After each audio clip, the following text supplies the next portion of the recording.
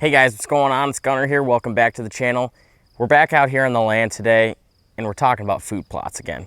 Now, I want to just kind of go over some of the progress that I'm seeing with these no-till practices that I'm implementing here, but I kind of want to go over the premise of the whole thing, why we're doing it, right?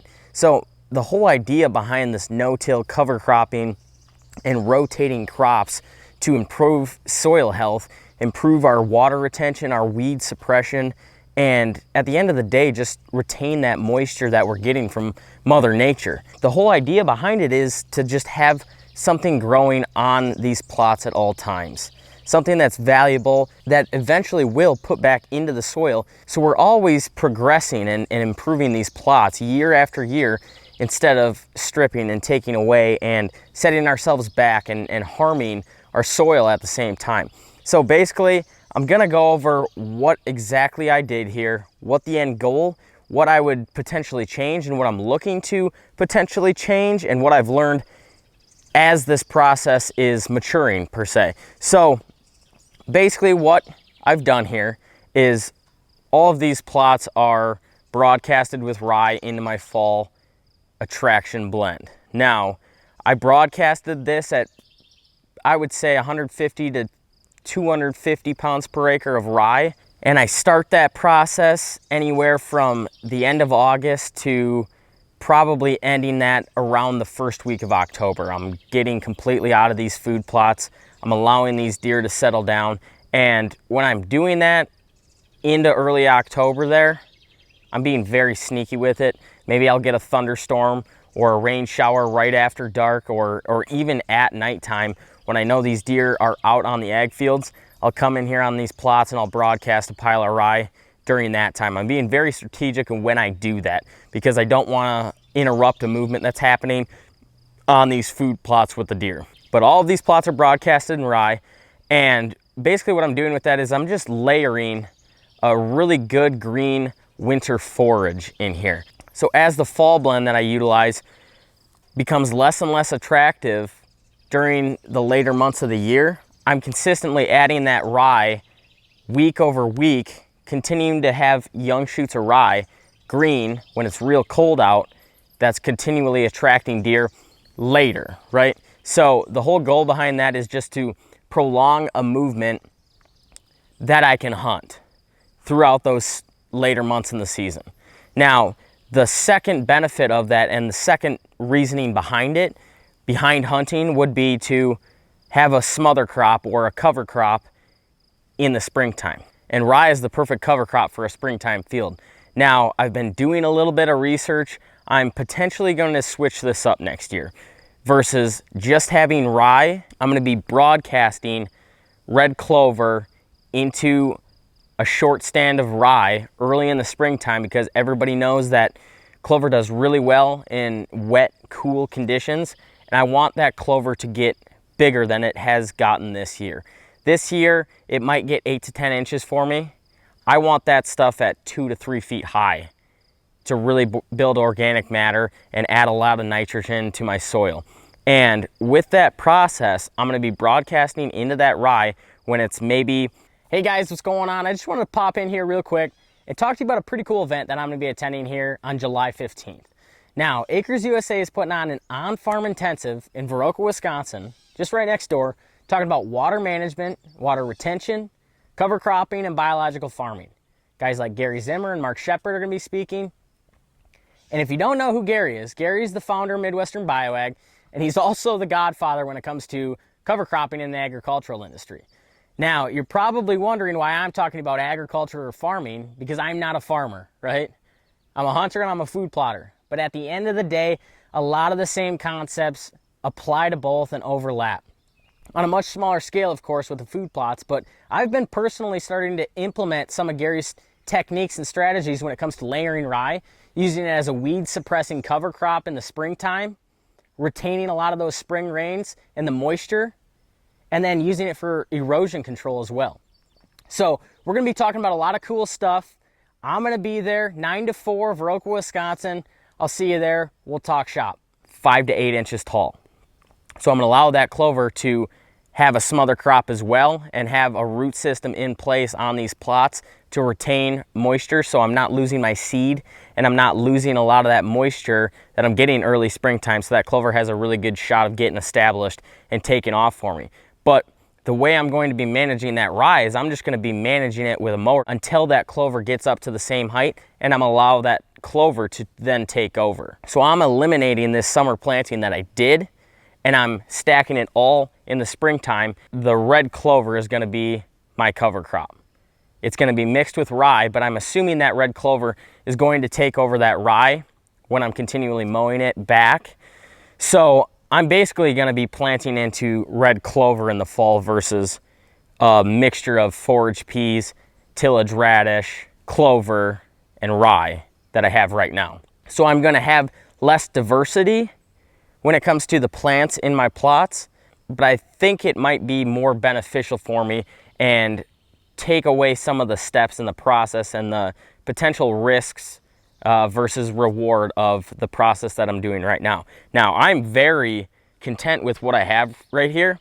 Everything's doing really well. Got rye coming, got clover coming, got peas coming, and I got tillage radish coming. But when I allowed that rye to get super tall, which was the end goal, right? Like, I wanted that rye to get very tall because I had a massive pigweed problem.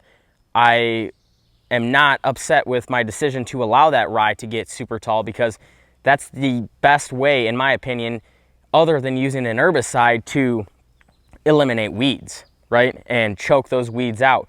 And I've seen multiple guys on forums talking about how they used rye to completely eradicate whatever weeds they had growing in their plots. And at the end of the day, I'm not necessarily concerned about that many weeds, but the pigweed problem that I had on all of these plots, I was concerned about. It was really bad.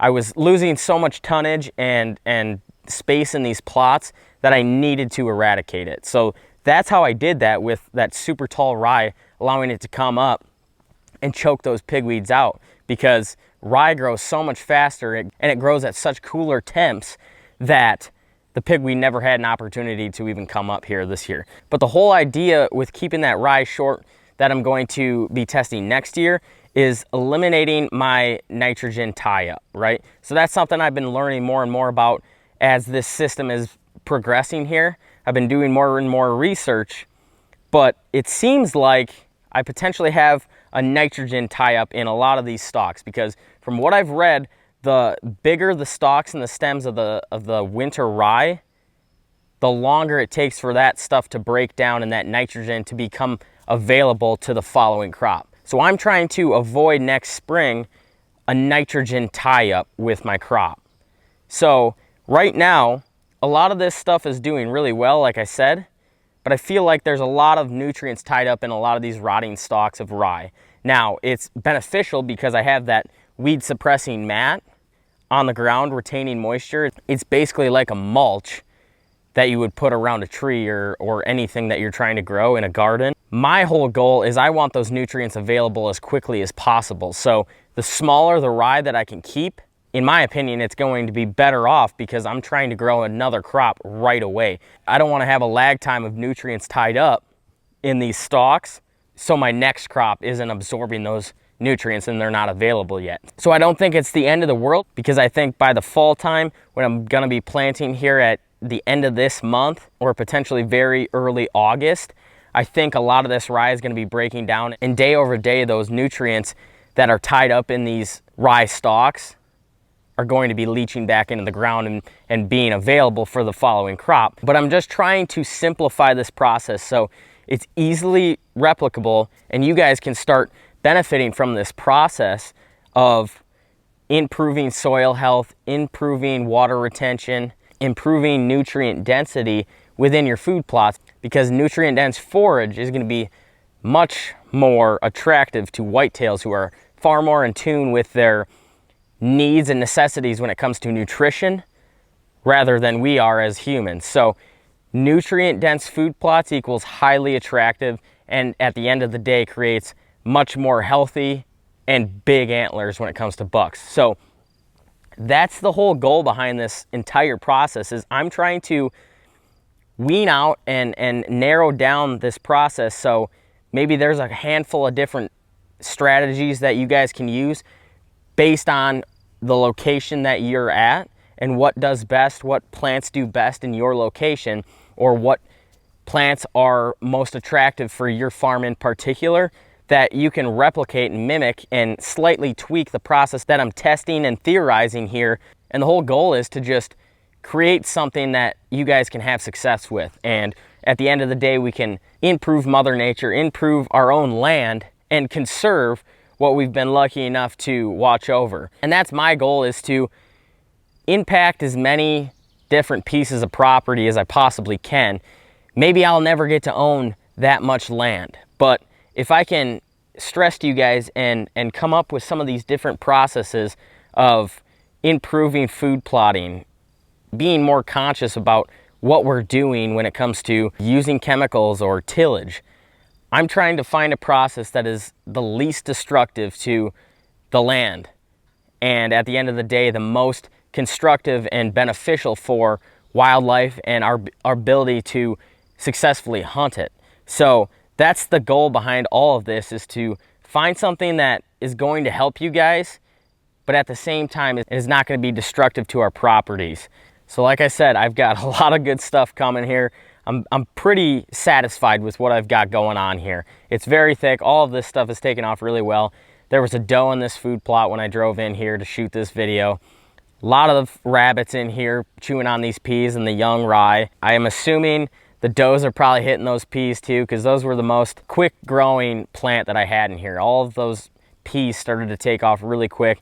The tillage radish are lagging a little bit, but that's to be expected because tillage radish grows pretty slow the first 30 days. So I wasn't anticipating getting super big tillage radishes in here, but it's just building organic matter, having a deeper root system with those bulbs. If I do get a fairly substantial bulb, that's going to help build organic matter, mine nutrients from down lower, and pull those to the topsoil. But the red clover's doing well. I'm still up in the air on how I'm going to terminate this crop and go ahead and plant my fall blend. There's a couple different ways that I could go about it. I have to see how this grows up. I'm not sure it's gonna get tall enough to be effectively terminated with a roller crimper. Normally, using a roller crimper, you have to have a taller crop, right? The taller, more crimps you can get on that stalk, the more effective you can be in killing that. I could potentially come in here with the tiller and run it very high and just kind of chop up those roots, but I'm hesitant on that because I'm also gonna be stirring that weed bank. I could potentially drill it and just run over this with a cultipacker and potentially try to terminate it that way. But all of this is good stuff for fall time too. So I could honestly just drill right into this, whatever the fall blend that I'm going for, and it would be fine. But I'm gonna keep you guys updated on this process that I'm trying to develop here. Maybe use slightly different techniques on different plots and try to identify what does the best. What's the most simplistic? How can I be the most cost efficient and relatable to you guys when it comes to equipment that I'm using or time that I'm putting into this stuff?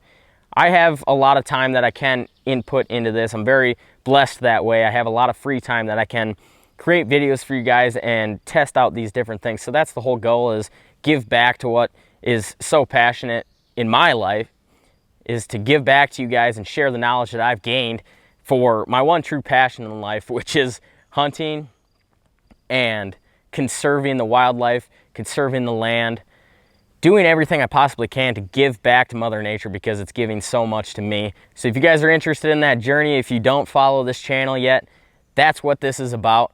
Whitetail strategy, improving land, improving habitat, giving back to Mother Nature, being more conscious about the practices that we use when it comes to doing land management, and at the end of the day, having a blast with family and friends.